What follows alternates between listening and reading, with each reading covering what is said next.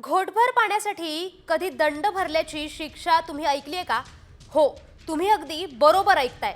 पुण्याच्या खेड तालुक्यातील पडसूल गावातल्या भीषण पाणी टंचाईचं हे वास्तव आहे. पोटाला पिळा पडेल तेवढ्या खोलवरून पाणी ओढायचं, त्यात 2च हंडे पाणी घ्यायचं. तिसरा हंडा घेणाऱ्या महिलेला 100 रुपये दंड. पाणी टंचाईच्या भीषण संकटात गावकऱ्यांनी पाण्यावर निर्बंध लावलेत. गावकऱ्यांना पाण्याचा थेंबही मिळत नाहीये आणि आता महिलांना दंडाची शिक्षा मिळते. पण यात खरा दोष कोणाचा, असा प्रश्न आता महिला विचारतायत. पिढ्यानपिढी ही आमची पाण्याची टंचाई कायमचीच आहे आणि आमच्या सासांची पिढी गेली, परत त्यांच्याही सासांची पिढी गेली आणि आमची पण अर्धी पिढी झाली ही पाण्याच्या टंचाईमुळं.